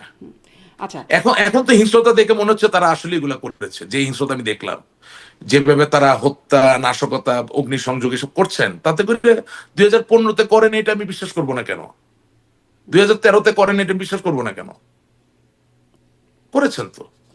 জি, এখন আমাদের হ্যান্ডলিংটা ভুল ছিল, হ্যান্ডলিংটা ঠিক ছিল না। 2013 সালে যে বাসে আগুন দিচ্ছে তার আমি বিচার করতে পারলাম না 2024 সাল পর্যন্ত। বিশ্বাস করে আমাদের কাছে ক্ষমতা আপনি বলছেন থাকতো, যে তখনও আপনারা করেন নাই, এখনো আপনারা করছেন না। বলতেছি তো, আমার যে ক্ষমতা থাকতো, যেই পিপি সাহেব ওই ওই ওই মামলাকে কাজে লাগায় নিজের ঘর বাড়ি বানাইছে, টাকা পয়সা ঘুষ খাইছে, আমি তারা চাপ খাইতাম ধইরা। কারণ তুমি শত শত লোককে বিচার না দিয়া ঝুলাই রাখছো, ঝুলাই রেখে ওখান থেকে টাকা ইনকাম করছো, আর মাঝখান দিয়ে আওয়ামী লীগের পরে মানুষের রাগ বাড়ছে। তোমার দায়িত্ব ছিল, তোমার পবিত্র দায়িত্ব ছিল, মামলা হইছে, তদন্ত হইয়া চার্জশিট জমা পড়ছে, তুমি মামলা চালাইয়া রায় পর্যন্ত নিয়ে যাবা। কি 50 জন আসামি ছিল, ঠিক আছে, 5 জন দোষী সাব্যস্ত হলেন, 45 জন বেকুসুর খালাস, তারা সুস্থ জীবনে চলে যাবে। তুমি কি করছো? তুমি বদমাইশ, তুমি বদমাইশ, তুমি এই মামলা ব্যবহার কইরা তুমি 3 তলা 4 তলা 5 তলা বাড়ি বানাইছো, ঘুষ খাইছো, জামিন বাণিজ্য করছো। জি, this is what has happened. জি। একটু আবার পয়েন্টে আসি যে তাহলে আসলে কি আপনি এই অবস্থান পরিবর্তনকে কেন অবস্থান পরিবর্তন করছেন বলে মনে করেন? কোনটার অবস্থান ওই যে যেটা পরিবর্তন? বলছিলাম যে যুক্তরাষ্ট্রই বা তাদের মার্কিন ডিপ স্টেটের দায়ী, না, তারাই চেয়েছেন বলে এটা ক্ষমতা তো চলছেন, এখন বলছেন তারা আসলে তাদের প্রভাব নাই। এটা তো অনেক বড় চিন্তার বিষয়। মানে বঙ্গবন্ধু কন্যা জননেত্রী শেখ হাসিনা, তিনি বাংলাদেশের প্রধানমন্ত্রী ছিলেন, তিনি এখন দিল্লিতে আছেন, তিনি তো হাতে কিছু সময় পেয়েছেন চিন্তা করার। মানে আপনার রেট্রোস্পেকটিভ যেই চিন্তা ভাবনা বা এটাকে বলে আপনার মানে মানুষের মনের একটা বিরাট বড় সক্ষমতা আছে, এটা আল্লাহ তাআলা দিচ্ছেন। We can operate like a time machine. Physically, we may not be able to travel through time, but if we close our eyes and if we think, then we can operate like a time machine. We can go far behind, we can go to the past, we can remain in the present, and also we can contemplate about the future. হ্যাঁ, খুব realistic কিছু model মানুষের মাথায় ভবিষ্যতে তৈরি করা যেতে পারে। সো অবভিয়াসলি এখন তো ওনার হাতে কিছু সময় আছে, উনি হয়তো চিন্তা ভাবনা করছেন, এবং যেই ন্যারেটিভটা পরিবর্তন করলে রাজনীতির জন্য আগামী দিন ভালো হবে সেটা হয়তো তিনি বলছেন। হ্যাঁ, এই এই এই জায়গাটা তো ওনাকে আমার দিতে হবে। তবে এটা বাস্তব। এটি আপনার আপনার ভাষ্য মতে যে এই যে যদি কেউ উপদেশ বা পরামর্শ দিয়ে থাকেন, এটি সঠিক পরামর্শ দিয়েছেন, মানে আলটিমেট রেসপন্সিবিলিটি শিকারটা সঠিক ছিল না, এটি পরামর্শ যে দিয়েছে ঠিক করেন নাই। আমি আপনার আরো সহজ করে কথাটা বলতে চাই।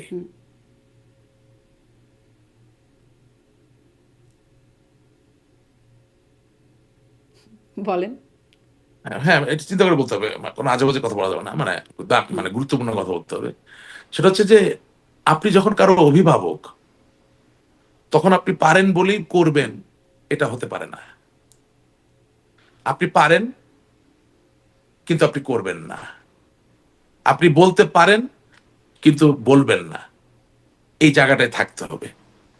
যদি এখনকার বক্তব্য ওরকম হয়ে থাকে তাহলে ভালো, কাজে লাগবে। আগের বক্তব্যটা ভুল ছিল। কারণ হ্যাঁ, কারণ 15 মাসের প্রতিটা ন্যারেটিভ তো মিথ্যা প্রমাণিত হয়েছে, কোনটাই তো আমরা দাঁড়া করাতে পারিনি।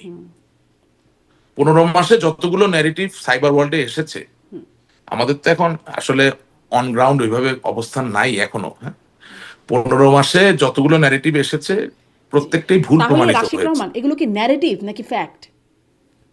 না, ন্যারেটিভ, এগুলো ফ্যাক্ট না। ফ্যাক্ট হলো তো, ফ্যাক্টকে তো আপনি মানে ইউ ওইটা ক্যানট তাহলে রিয়েলি, ফ্যাক্ট না যে সেন্ট মার্টিন দিলে বা ঘাটিগাড়তে দিলে তিনি ক্ষমতায় থাকতে পারতেন, ওটাও একটা ন্যারেটিভ ছিল, এখনো একটা আচ্ছা ন্যারেটিভ। ভাই, সেন্ট মার্টিনে আপনি ঘাটিটা কেমনে বানাবেন? সেটা আমি জানি না, সেটা সেন্ট মার্টিনে, আপনাদের আচ্ছা বিষয়। আমি বলি, সেন্ট মার্টিনের সাইজ কি, আর ওখানে সমুদ্রের নাব্যতা কি, ওখানে কি ট্রাফিক জোন, এগুলো এটা কিভাবে আপনি কি ঘাটিটা বানাবেন? বলতো একটা ঘাটির থেকে তো কিছু একটা করতে পারতে হবে, তাই না? তা আপনি যখন ইন্টারকন্টিনেন্টাল ব্যালিস্টিক মিসাইল নিয়ে আসবেন এই জায়গায় বসানোর জন্য, আপনার যেই ড্রাফটের জাহাজ আসবে, এটা কি, এটা এই আলাপটা এটা আমরা কেন করতে যাব? মানে এটা করতে যাবেন না, এটা করা হয়ে গেছে ইতোমধ্যে। না, সেখান মানে থেকে হ্যাঁ, মানে বলছি যে what good is Saint Martin for except ecotourism? Ecotourism ছাড়া সেন্ট মার্টিন আর কিসের জন্য ভালো? তাহলে আমি এক লাইনে শুনি, তাহলে সেই ন্যারেটিভটা ভুল ছিল না এখনকার ন্যারেটিভটা ভুল, মানে কোনটা সঠিক সেটা একটাই, আমি বলবো একটাই ন্যারেটিভ সত্য, সেটা বাংলার জনগণ, বাংলার জনগণ, বাংলার জনগণ, বাংলার জনগণ আপনার সাথে থাকলে আপনারা কাউকে লাগবে না, একটাই ন্যারেটিভ সত্য। না, কিন্তু দুটা ন্যারেটিভ শোনেন, আপনাদের কাছ থেকে আসছে বা অনেকে সর্বোচ্চ আছে মহল থেকে আসছে বক্তব্য রাশিদ দেয়, রহমান, দুটো অনেকে ন্যারেটিভ, না, এই না, দুটো আমি বলি ন্যারেটিভ অনেকে, কন্ট্রাডিক্টরি, কোনটা ঠিক? শুনেন শুনেন, অনেকে আছে বা বলে যে 1969 সালের আগরতলা ষড়যন্ত্র মামলায় যেরকম বঙ্গবন্ধুকে বের করে নিয়ে আসা হয়েছিল, ঠিক একইভাবে আমরা একই কাজ করব। হ্যাঁ, তা আমি সেই জায়গায় বলি যে আপনারা এই কাজটা কেন করতেছেন? বঙ্গবন্ধুর জায়গাটার সাথে আপনি কেন এখানে নিয়ে আসতেছেন? বঙ্গবন্ধুর যে আওয়ামী পরিষদ ছিল তার বিরুদ্ধে তো দুর্নীতির কোনো অভিযোগ ছিল না। কিন্তু আমি কিন্তু আমার সেখানে প্রশ্নটা এখানে জেলের তালা করছিলাম যে ভেঙে, কোন ন্যারেটিভটা ঠিক না আপনার মনে হয়? না, আমি বলি যে সেখানে জেলের তালা ভেঙে ওনাকে বের করে নিয়ে আসবে, এটা তো স্বাভাবিক। জননেত্রী শেখ হাসিনাকে হয়তো ফিরিয়ে আনবে, কিন্তু তার আশেপাশে যেগুলো আছে, ধরেন যেগুলাকে নিয়ে এই সমস্যা তৈরি হয়েছে, তাদেরকে নিয়ে তো আপনি কোনো ঘটনা ঘটাতে পারছেন না, এটা তো বাস্তবতা। হ্যাঁ, তো এখন ঘটনা হচ্ছে যে সবই তো একটা ন্যারেটিভ, এটাও তো একটা ন্যারেটিভ যে আমি 1969 সালের মতো একটা বিপ্লব ঘটায় ফেলবো। ওয়ারেজ আপনি যদি এভাবে চিন্তা করেন, আপনি যেভাবে চিন্তা করেন, একেবারে নির্মোহ বিশ্লেষণে আপনি যদি যান, তাহলে দেলোয়ার হোসেন সাঈদী যুদ্ধাপরাধী, তার যখন বিচার হইলো, রায় হইলো, তার তো মৃত্যুদণ্ড দেওয়া হয়নি, তাকে যাবজ্জীবন কারাদণ্ড দেওয়া হয়েছিল। সেই রায় হওয়ার পরে 130 জন লোক দেখলাম পুলিশ আর বিজিবির সামনে দাঁড়ায়া আত্মাহুতি দিল, মানে নিজেরা গুলি খেলে মারা গেল। ওরকম একটা মামলার আবার আমিও আসামি, আমি নাকি 2013 সালে জামাতের শিবিরের কোন নেতা না কর্মীকে গুলি করছে, আশ্চর্য সব ঘটনা। হ্যাঁ, ওই দেলোয়ার হোসেন সাঈদীর রায়ের সময় যে চাঁদে যে দেখেন না এরকম। তো তাইলে আপনি যে 13 নভেম্বর ডাকলেন, কার সাথে আলাপ আলোচনা করে আপনি নভেম্বর মাসে ডাকলেন?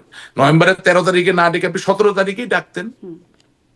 দেলোয়ার হোসেন সাঈদীর ক্ষেত্রে 130 জন প্রাণ দিল, তা আমার নেত্রীর ব্যাপারে আপনি যখন আন্দোলন ডাকতেছেন, তাহলে একটা লোকের পা ভাঙার গল্প তো আমি এখনো ঘটনা শুনতে পারিনি। তার মানে কি, যে আপনার উচিত ছিল 7 দিন 10 দিন ধরে একটা জিনিস না টেনে একদিনেই এমন প্রতিবাদ করবেন, প্রতিবাদ শব্দটা হচ্ছে প্রতিবাদ, যেটা বাংলার প্রতিটা ঘরে ঘরে চলে যাবে। 13 তারিখের কর্মসূচি কিন্তু সফল, মানুষ স্বতঃস্ফূর্ত ভাবেই কিন্তু তারা নিজেদেরকে ঘরে রেখেছিল। কিন্তু প্রশ্ন হচ্ছে যে আমি 13 তারিখে না করে আমি 17তে করব, নাকি 11তে করবো, না 12তে করবো, না 14তে করবো।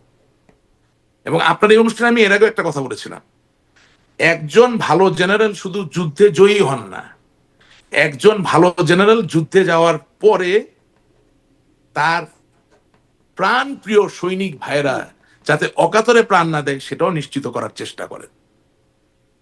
তার মানে এটা নিশ্চিত করার শব্দটা নাম হচ্ছে, ইংরেজিতে বলে আমি স্ট্র্যাটেজি, এই প্রসঙ্গেই তাহলে একটু আসি, বাংলা আপনি হচ্ছে কৌশল। কর্মসূচির কথা বলছেন, এই প্রসঙ্গেই আসি, যদিও আমি সেই প্রশ্নের উত্তর পেলাম না। যুক্তরাষ্ট্রের তৎপরতায় আওয়ামী লীগের পতন, এই ন্যারেটিভ ঠিক, নাকি যুক্তরাষ্ট্র বা বিদেশি শক্তির না, কোনো এটা প্রভাব ঠিক নাই, না, এই ন্যারেটিভ ঠিক? কোনটা না এটা ঠিক না, কোনটা ঠিক? কোনটা এটা ঠিক? ঠিক না। কোনটা ঠিক? জনগণ আমাদের বিপক্ষে চলে গেছে। হ্যাঁ, মানে যুক্তরাষ্ট্রের তৎপরতাই আসলে এটা, মানে যুক্তরাষ্ট্রের সংশ্লিষ্টতা সেটি আসলে নাই। যুক্তরাষ্ট্র কিভাবে সারা দেশের মানুষকে আমার বিপক্ষে নেবে? না, আমি আসলে আমি আপনার যুক্তরাষ্ট্র তো হুডিনি না, জুয়েলাইস না, আচ্ছা, তার মানে বর্তমানে যেই ন্যারেটিভটা পিসি দিচ্ছেন সরকার না। হ্যাঁ, সাবেক প্রধানমন্ত্রী, সেটি ঠিক? জনগণ আমাদের বিপক্ষে চলে গেছে। সহজ করে বলেন না, বর্তমানে যেটা আমি বলছেন খুব সেটা সহজ ঠিক করে না বলছি। আগে যেটা বলেছেন সেটা ঠিক? 5ই আগস্ট জনগণ আমাদের বিপক্ষে ছিল। আচ্ছা, ঠিক আছে, বুঝলাম যে এই বিষয়টা আপনি বলবেন না। আর একটু আসি যে আপনি কর্মসূচিগুলোর কথা বলছিলেন, সামনেও বলছেন যে সাবেক প্রধানমন্ত্রী পুত্র সজীব অজিত তিনি বলছেন যে যদি নির্বাচনে অংশগ্রহণ করতে না দেওয়া হয়, যদি ব্যান না তুলে নেওয়া হয়, তাহলে সামনে কর্মীরা আরো সহিংস হতে পারে, এরকম একটা বার্তা বা হুমকি তিনি দিয়েছেন। আপনি এটিকে কিভাবে দেখেন? না, আপনাকে তো সবসময়, ওনার সাথে তো আমার এই বিষয়ে কোনো দ্বিমত নাই। আপনাকে তো আমি সবসময় বলেছি যে আহ, যে বাংলাদেশের রাজনীতিতে ভারসাম্য থাকতে গেলে আওয়ামী লীগকে লাগবে, সেটা আওয়ামী লীগ বিরোধী দলই হোক আর সরকারেই থাকুক। এত বৃহৎ একটা অংশকে বাদ দিয়ে আসলে কোনো নির্বাচন সঠিক হয়েছে এটা মেনে নেওয়ার কোনো বলারও কোনো কারণ নাই। তবে আমি বর্তমান পরিস্থিতিতে যা বুঝি, যে ওরা আমাদেরকে নির্বাচন করতে দেবে না, এবং আমরা নির্বাচন প্রতিহত করার চেষ্টা নিশ্চয়ই করব, এবং এর বিরুদ্ধে তো আন্দোলন করার চেষ্টা করা হচ্ছে, সবই করা হচ্ছে, কিন্তু নির্বাচনটাও হবে। তবে এতটুকু বলতে পারি যে 5ই আগস্টের যে প্রতিশ্রুতি দিয়ে এই শক্তি আজ এই জায়গায় এসেছে, তারা নির্বাচনটা করার পরে বাংলার মানুষকে একটু দেখাক যে তারা কতটা বৈষম্যহীন বাংলাদেশ বানাইতে পারে। এটা আমি দেখতে চাই। আমি দেখতে চাই এই কারণে যে আমি বাংলাদেশের নাগরিক। যে কোনো অবস্থায় বাংলাদেশ যদি ভালো হয়, আমি নিজে সেটা না করতে পারলেও আমার মনে কোনো ক্ষেত থাকবে না। সুতরাং আমি দেখতে চাই যে 5ই আগস্টের যে প্রতিশ্রুতির উপরে এবং এই 1400 ছেলে মেয়ের রক্তের উপরে যারা এখন ক্ষমতায় যাওয়ার আশা করছে বা চিন্তা করছে, তারা আসলে শেষ পর্যন্ত কি করে, এটা একটু আমাদের দেখা দরকার। কারণ এটা ঠিক যে বাংলাদেশের রাজনীতির যে প্যারাডাইম, এই প্যারাডাইমে শিফট হয়ে গেছে, বিশাল শিফট। আপনি বাংলাদেশের রাজনীতি এখন 70, 80, 90 বছর বয়সের লোকদেরকে দিয়ে করতে পারবেন না। কারণ জেনজির কথা বলার ভাষা পরিবর্তিত, হ্যাঁ, জেনজির চিন্তা ভাবনার জায়গাটা সম্পূর্ণভাবে পরিবর্তিত। সেখানে আমার দাদা বা নানার সমান বয়স্ক একজন লোক এসে কি বলবে, কি শুনবে, কি বুঝাবে, হ্যাঁ, এটা চিন্তা করার বিষয় থেকে যায়, ঠিক আছে না? হ্যাঁ, এবং এবং সবচেয়ে বড় যে জিনিসটা, সেটা হচ্ছে মানুষের উপলব্ধি যেটা আসছে এখন আস্তে আস্তে, যে আসলে ওরা আমাদেরকে যে প্রতিশ্রুতি দিয়েছিল ওগুলো মিথ্যা হয়তো বা, সেই জায়গাটা আমরা যেতে পারছি না। কারণ আমাদের দলের আবার কিছু বড় বড় নেতা আছে, বলতেছে যে 5ই আগস্টে তো জনগণ আসে নাই, শুধু জামাত শিবির আসছিল। যখন এটা আপনি করতেছেন, তখন আবার আপনি জনগণকে অপমান করতেছেন। আপনাকে বলতে হবে, স্বীকার করতে হবে যে হ্যাঁ, জনগণের একটা বড় অংশ আমাদের উপর থেকে আস্থা উঠে গিয়েছিল, যার দরুন আমরা কন্টিনিউ করতে পারিনি। এখন যদি আমরা সেই জনগণের মাঝে থেকে আস্থা ফিরিয়ে আনতে পারি আমাদের দিকে, তাহলে we are game, we will be there for the next 100 years, for the next 1000 years. তো আমরা প্রোয়েক্টিভ পজিটিভ কথা বলতে পারছি না কেন এখনো? জি আমাকে 5ই আগস্টকে অস্বীকার করে কেন আমাকে রাজনীতি করতে হবে, আমি তো বুঝতে পারতেছি না। আপনি একটা জিনিস খেয়াল করবেন, জি সম্প্রতি অবশ্য সজীবদের আজকে জয়ের আমি একটা, বক্তব্যে কিছু দেখা যাচ্ছে যে ছাত্রদের হ্যাঁ, কিছু ক্ষোভ ছিল, সেটি তো ছিলই, কিছু সম্পৃক্ততা ছিল, সেটির বিষয়েও তিনি বলছেন ভারতীয় গণমাধ্যমকে দেওয়া সাক্ষাৎকারে। আমি কে আসলে কে তার সজীব অজয় জয়ের কথা বলছি, তার আরেকটি হ্যাঁ হ্যাঁ প্রসঙ্গ শুনুন, নিয়ে, তার বক্তব্যের আরেকটা প্রসঙ্গ, সেই সাক্ষাৎকারের একটা প্রসঙ্গ নিয়ে একটু জিজ্ঞাসা করি। সম্প্রতি ভারতীয় গণমাধ্যমে এসেছে যে দিল্লিতে যেই জঙ্গি হামলা হলো, সেখানে বাংলাদেশের মাটি ব্যবহার করে সেই প্ল্যানিং বা ব্যবস্থাপনা হয়েছে, এটি সজীব অজয় জয় একটা সাক্ষাৎকারে বলছেন। এটি আসলে মানে কেমন মনে হচ্ছে আপনার কাছে?